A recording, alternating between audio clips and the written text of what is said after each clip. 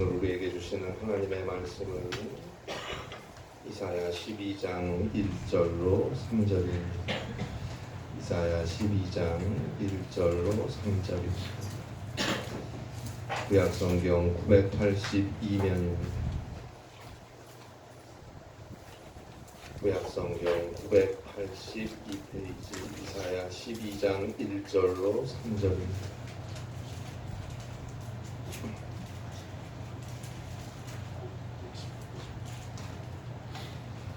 구약성경 982페이지입니다. 이사야서 12장 1절로 3절에 있는 말씀입니다.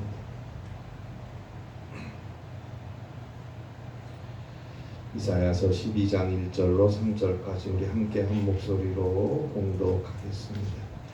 그날에 내가 말하기를 여호와여 주께서 전에는 내게 노하셨사오나 이제는 주의 진노가 돌아섰고 또 주께서 나를 안위하시오니 내가 주께 감사하겠나이다 할 것이니라. 보라 하나님은 나의 구원이시라. 내가 신뢰하고 두려움이 없으리니 주 여호와는 나의 힘이시며 나의 노래시며 나의 구원이심이라. 그러므로 너희가 기쁨으로 구원의 우물들에서 물을 기르리로다. 아멘. 파인애플 이야기라는 오래된 작은 책이 있습니다. 더치 뉴기니아에서 선교하던 투안 선교사에게 7년 동안 있었던 일을 기록한 책인데요. 선교사의 가족은 깊은 밀림에서 원주민들과 함께 생활하며 그리스도의 복음을 전하는 사역을 감당하고 있었습니다. 원주민들을 위한 작은 병원을 운영하고 있었고 상점도 운영하면서 생필품을 그들에게 공급해 주었어요. 그러던 어느 날 선교사는 선교본부로부터 파인애플 나무를 100그루 정도 선물로 받게 되었어요. 선교사는 원주민 한 사람을 고용했습니다. 그가 선교사를 대신해서 묘목을 모두 심어 주었어요. 물론 선교사님은 그 원주민에게 일에 대한 품삯을 합당하게 지급했어요. 그런데 파인애플 나무에 새순이 돋고 큰 과목으로 자라서 열매를 맺기 시작하는데 3년이 걸렸어요. 깊은 정글 속에서는 싱싱한 과일이나 채소를 구할 수가 없어서 신선한 과일이 참 그리웠어요. 드디어 3년이 지나고 파인애플 열매가 달리기 시작했어요. 그러나 그 열매가 다 익으려면 아무래도 크리스마스 무렵까지는 기다려야 했어요. 기다리던 크리스마스가 되었어요. 선교사님은 아내와 함께 파인애플 열매가 있는지를 보기 위해 과수원에 가보았어요. 그런데 밭에 가보니 먹을 수 있는 익은 열매가 하나도 없었어요. 원주민들이 열매가 익는 족족 몰래 따갔기 때문이에요. 채 익기도 전에 따가버렸어요. 선교사님은 화가 났어요. 그래서 원주민들에게 앞으로 익은 파인애플을 또다시 훔쳐가면 나는 더 이상 당신들을 위해서 병원 문을 열지 않겠다고 소리쳤어요. 선교사님은 병원을 운영하며 약도 무료로 제공해주고 물론 치료비도 받지 않았어요. 그렇게 환자들을 치료하고 어린아이들을 돌보는 일을 했는데 사실 언젠가부터 지쳐가고 있었어요. 그런데 앞으로 익은 파인애플을 또다시 훔쳐가면 나는 더 이상 당신들을 위해서 병원 문을 열지 않겠다고 말한 후에도 파인애플은 익는 족족 없어졌어요. 원주민들이 계속 훔쳐간 거예요. 결국 병원 문을 닫았어요. 원주민들의 못된 버릇을 고치기 위해서라고 했지만 사실은 나의 파인애플을 내가 먹고 싶은 선교사님의 이기적 생각 때문이었어요. 그러나 독한 폐렴으로 심한 기침을 하는 원주민들이 약을 달라고 간청하고 간청해서 병원 문을 다시 열었어요. 병원 문이 다시 열리자 원주민들은 다시 파인애플을 훔쳐가기 시작했어요.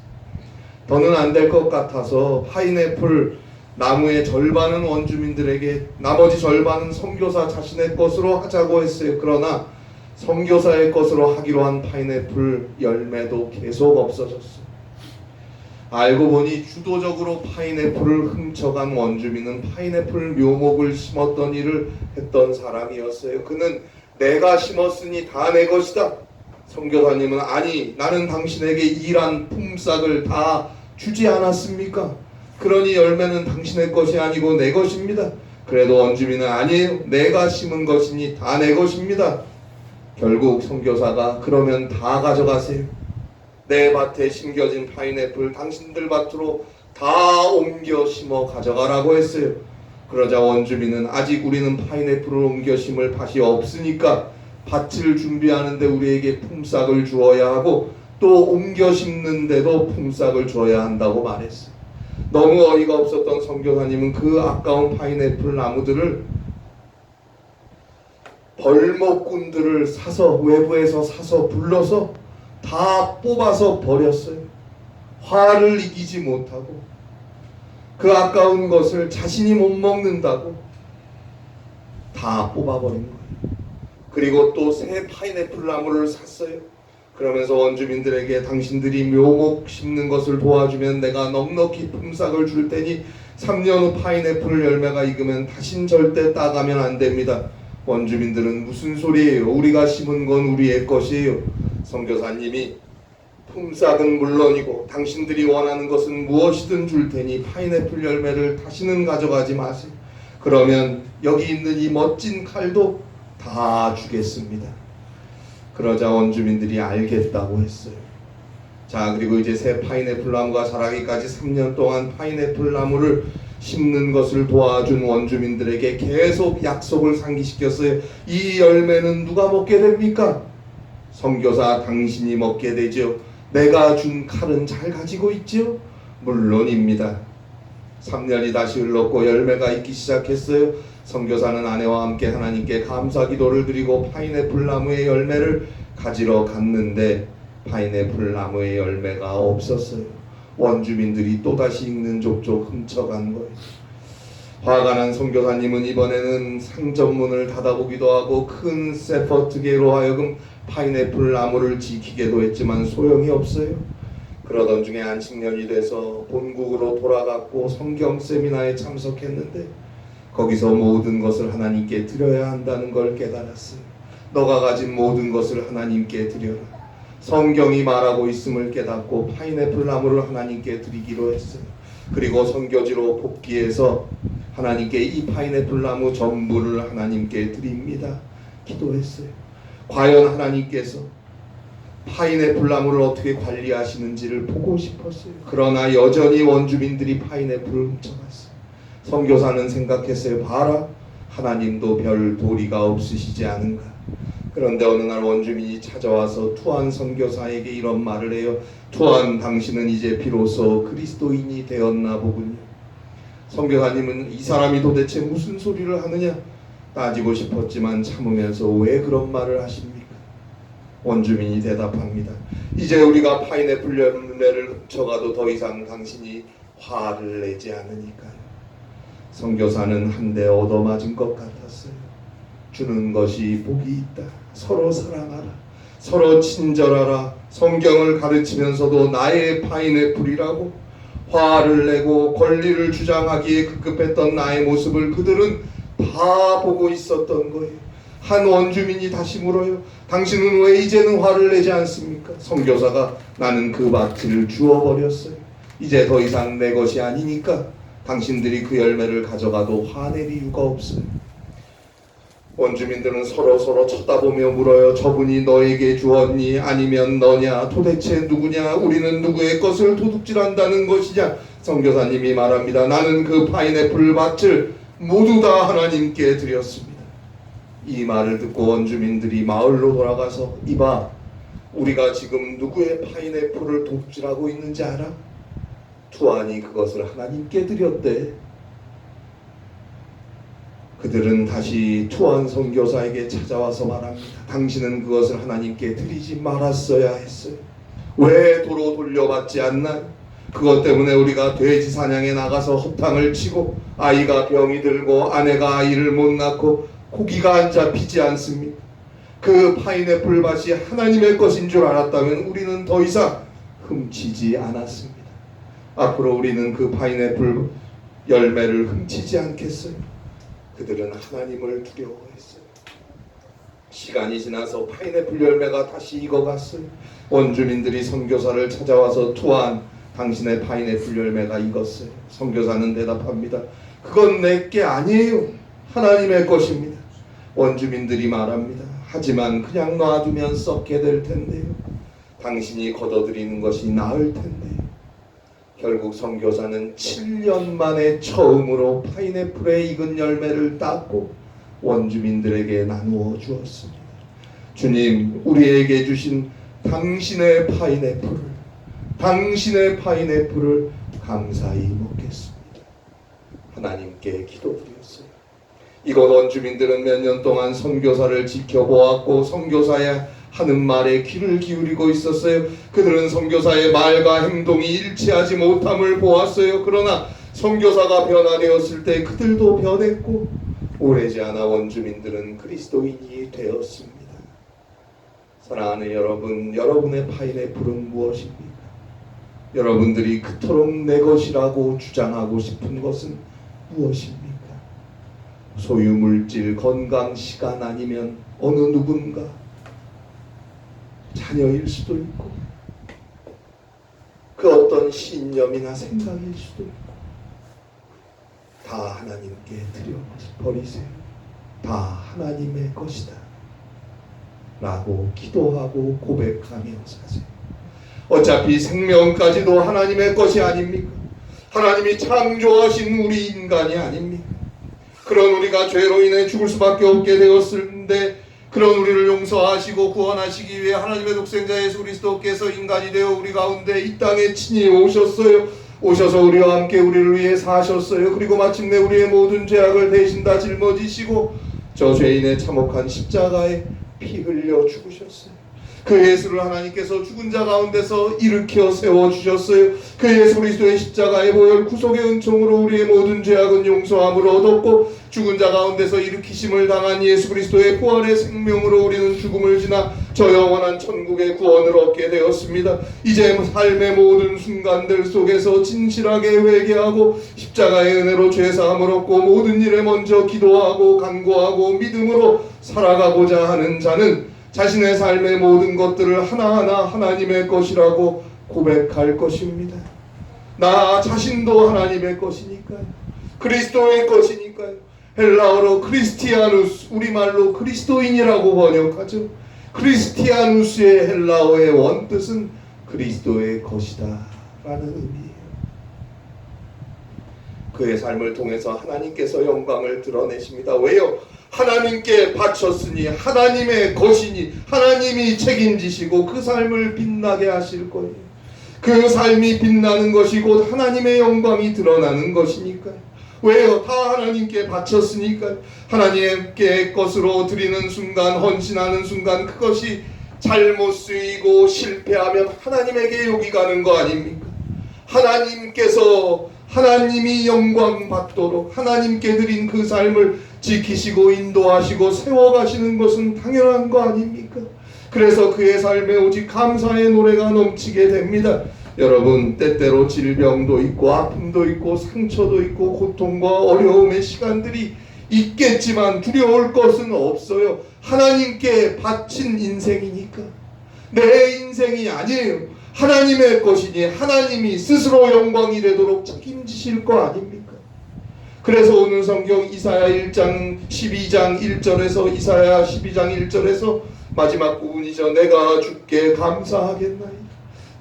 주께 감사하겠나이다. 이 고백은 시편 118편 19절 21절 28절에서 세 차례에 걸쳐 강조되고 있습니다. 오늘 성경 1절에서 보듯이 전에 하나님은 진노의 하나님이셨어요. 그러나 이제 주의 진노가 돌아섰어요. 이제는 주님이 나를 안위하십니다. 그래서 내가 주께 감사하겠나이다. 시편 23편 4절입니다. 내가 사망의 음침한 골짜기로 다닐지라도 사망의 음침한 골짜기는 요리조리 피해간다는 게 아니에요. 가야지요. 사망의 음침한 계곡을 지나갈 때도 있겠지요. 그러나 주님께서 나를 안위하시기 때문에 주의 막대기로 나를 안전하게 지키시고 보호하고 계시기 때문에 두려워하지 않아요. 오늘 성경 이사야 12장 2절이죠. 보라, 하나님은 나의 구원이시라. 내가 신뢰하고 두려움이 없으리니. 내가 신뢰하고 두려움이 없으리니. 두렵지 않아요. 왜요? 하나님은 나의 구원이심을 내가 신뢰하기 때문입니다. 주 여호와는 나의 힘이시며 나의 노래시며 나의 구원이시기 때문입니다. 오늘 이 고백이 저와 여러분의 고백이어야 합니다. 그러한 삶을 살아가실 수 있기를 바랍니다. 오늘 성경은 아수르의 또 바벨론의 이방 국가의 포로로 끌려간 이스라엘 유단 나라 백성들 중에서 남은 자들이 이제 하나님의 거룩한 성 예루살렘으로 돌아오게 됩니다. 하나님의 성전으로 돌아오게 되어 돌아와서 기쁨과 감사의 찬송을 올리는 것을 묘사한 내용인데요. 이 말씀은 바로 오늘날 세상에 속해서 욕심과 욕망과 죄와 사망으로 끝날 수밖에 없는 인생 속에 살다가 에베소서 2장 2절로 3절 말씀대로 공중권세 잡은 사탄의 지배 아래 본질상 진노의 자녀로 살다가 예수 그리스도의 은혜로 하나님께로 돌아오게 된, 그래서 죄사함과 구원을 얻은 약속의 자녀로 살아가게 된 우리 그리스도인들의 마땅한 삶의 모습이 무엇이어야 하는지를 가르쳐주는 말씀입니다. 그래요, 오늘 성경 앞에 이사야서 10장 5절에 보면 아수르를 또는 바벨론을 하나님은 몽둥이로 삼아서 이스라엘 유단 나라를 치셨습니다. 회개하라, 회개하라, 회개하고 하나님의 말씀으로 돌아오라, 그래야 살리라. 그 많은 날 그 많은 주의 선지자들이 외치고 외쳤지만 끝내 회개하지 못했고 우상 숭배와 세상과 자기 생각과 욕심에 빠져 자기 갈 길 가기 바빴던 이스라엘 유다 백성들은 아수르의 바벨론의 나라를 잃고 포로로 끌려가게 되었어요. 죄로 인해 죽을 수밖에 없게 된 우리 인간, 세상과 죄악과 죽음의 포로가 된 우리의 모습이 바로 그런 거예요. 그러나 포로된 자들 중에 남은 자들이 있었어요. 정말 하나님께 회개하고 하나님만 바라보고 하나님께로 돌아서려고 하는 신실한 하나님의 사람들이 있었어요. 그들이 예루살렘으로 돌아오게 될 것입니다. 하나님은 그들을 용서하시고 그들을 구원하십니다. 그래서 그들은 기뻐하고 감사합니다. 마찬가지로 예수 그리스도께서 우리를 대신해서 죽으시면서까지 우리를 용서하시고 구원하셨어요. 이제 회개하고 그 예수 그리스도를 믿는 믿음으로 구원받은 우리 그리스도인들은 기뻐하고 감사해야 합니다. 삶의 모든 순간순간들을 다 하나님께 맡기고 사는 것입니다. 이러한 기쁨과 감사가 우리 그리스도인들의 마땅한 모습인 거예요. 그러나 우리는 구원받았다고 하면서도 여전히 이것만은 하면서 붙잡고 있는 나만의 파인애플 때문에 기쁨도 감사도 없이 원망하고 절망하며 살지는 않습니다. 회개하고 나의 파인애플을 이제 주께 드리세요. 그리고 오 주여, 주님이 나의 구원이십니다. 고백하며 믿음 안에 담대하게 사는 것입니다. 그에게 오늘 성경의 고백처럼 주님이 힘이 되시고 노래가 되십니다. 그래서 오늘 성경 이사야 12장 3절입니다. 그러므로 너희가 기쁨으로 구원의 우물들에서 물을 기르리로다. 너희가 기쁨으로 구원의 우물들에서 물을 기르리로다. 너희는 먼저 그의 나라와 그의 의를 구하라. 그리하면 내가 이 모든 것을 너에게 더하시리라. 너희가 기쁨으로 구원의 우물들에서 물을 기르리로다. 요한복음 4장에 보면 예수님께서 사마리아 지방을 지나가시다가 수가성에 들어가십니다. 그리고 우물가에서 한 여인을 만나시죠. 이 여인은 참 불쌍한 인생을 살아온 여인이었어요. 한평생 사람들에게 사랑받고 사람들에게 상처받고 그래서 사람들을 늘 멀리하고 늘 피해서 고독하고 외롭게 사는 참 불쌍한 여자였어요. 그 여자에게 예수님이 하시는 말씀입니다. 요한복음 4장 14절입니다. 내가 주는 물을 마시는 자는 영원히 목마르지 아니하리니 내가 주는 물은 그 속에서 영생하도록 솟아나는 샘물이 되리라. 사람 만나기 싫어서 아침 저녁 선선할 때 물들어 삼삼오오 가는데 그 뜨거운 사막의 정오에 물동이 들고 혼자 온 여자에게 사람 만나는 게 싫었어. 그런데 그 여자에게 주님이 말씀하세요. 내가 주는 물을 마시는 자는 영원히 목마르지 아니하리니 내가 주는 물은 그 속에서 영생하도록 솟아나는 샘물이 되리라. 여러분, 예수님이 우리에게 주시는 기쁨, 죄와 사망에서 구원하신 그 기쁨은 마르지 않는 샘물입니다. 어떠한 고통과 아픔과 상처와 절망도 씻어주시고 싸매주시고 건지시는 구원의 손길입니다. 죽음에서도 우리를 구원하시지 않았습니까? 그렇게 믿고 고백하며 살고 계시지 않습니까? 그 기쁨이 바로 주님이 우리에게 주신 기쁨입니다. 오늘 성경 이사야 12장 3절입니다. 구원의 우물들에서 물을 기르리로다. 이사야 55장 1절입니다. 오라 너희 목마른 자들아 물로 나아오라. 마태복음 11장 28절입니다. 수고하고 무거운 짐진 자들아 다 내게로 오라. 주님께로 나오세요. 와서 엎드려 기도하고 주님께 모든 것을 맡기고 주님을 사랑하고 바라보세요. 주님께서 구원의 우물물로 우리의 목마름을 해갈시켜 주시고 우리에게 참된 쉼을 허락해 주실 것입니다. 그의 삶은 어떠한 순간에서도 감사의 노래가 있는 삶이 될 것입니다. 제2차 세계대전 때 독일군에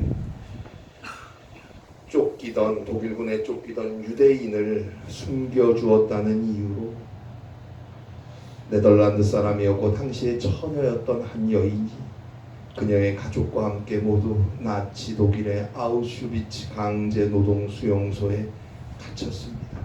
끔찍한 고문을 당했습니다. 그녀의 가족들은 수용소 안에서 다 죽었어요. 그녀만 기적적으로 살았습니다. 그녀는 전쟁 이후에 주의 복음을 전하는 삶에 헌신했고 하나님의 말씀과 성경을 보급하는 일에 앞장섰어요. 그분이 바로 그 유명한 코리덴 붐 여사입니다. 그녀가 쓴 주는 나의 피난처라는 책이 있죠. 그녀는 이런 말을 하고 있습니다. 기차가 터널 속으로 들어가 어두워졌다고 해서 기차표를 찢든가 기차에서 뛰어내리는 사람들이 있는가? 기차가 터널 속으로 지나가게 되어 캄캄해졌더라도 우리는 기관사의 기술을 믿고 조용히 기다려야 하지 않겠느냐?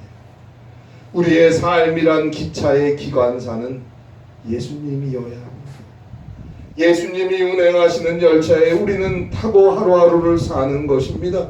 따라서 야고보서 1장 2절에 보는 대로 여러 가지 시험을 당해도 그리스도인은 온전히 기뻐할 수 있고 로마서 5장 3절에 보는 대로 그리스도인은 환난 중에서도 기뻐할 수 있습니다. 왜냐하면 우리는 우리를 죽기까지 사랑하신 하나님의 사랑 안에 살고 있기 때문입니다. 그리스도 예수 안에서 우리는 하나님의 소중한 딸로 아들로 살아가고 있기 때문입니다. 이제 우리의 삶의 모든 순간순간을 하나님께 맡기세요. 그리고 나에게 있는 모든 것들을 하나님의 것으로 고백하고 기도하며 사세요. 그의 생은 하나님이 허락하시는 구원의 우물들에서 생수를 길어 올리며 사는 삶이 될 것입니다. 그의 삶에 하나님의 구원으로 인한 감사가 넘쳐날 것입니다. 예수 그리스도께서 허락하시는 영원하도록 목마르지 않는 샘물이 흘러 넘칠 것입니다. 오 주님, 주님은 나의 힘이십니다. 주님은 나의 노래이십니다. 주님은 나의 구원이십니다. 오 주여, 나는 주님의 것입니다. 나를 구원하소서. 그 믿음의 고백과 함께 감사가 넘치는 삶을 살아가실 수 있기를 바랍니다. 기도하시겠습니다. 하나님 아버지, 주님이 주신 은혜 감사합니다. 죽기까지 사랑하셔서 죄와 사망으로부터 구원하시고 오늘을 살게 하시거나 우리는 당장 내 눈앞에 있는 일들과 사람과 사건과 질병에 쓰러져 절망하고 한숨지며 살고 있습니다. 우리의 부족함을 회개하오니 용서하시고 삶의 모든 순간순간 다 하나님의 것이니 주여 책임져 주시고 구원의 주님의 허락하시는 구원의 우물에서 참된 생명과 평안을 길어올리며 살아갈 수 있는 귀하고 복된 주의 자녀의 삶을 살게 하여 주시옵소서. 그리스도 예수의 은혜를 사모합니다. 주님의 안에서 승리하게 하시고 그리스도의 사랑을 전하고 나누기에 부족함이 없는 삶을 살 수 있도록 성령께서 인도하여 주시고 위하여 기도하고 간구하는 모든 것 위에 더함이 없는 주의 은혜를 허락하여 주시옵소서. 우리의 감사를 받아주시고 우리의 예배 위에 은혜를 더하여 주시옵소서. 예수님의 이름으로 기도하옵나이다. 아멘.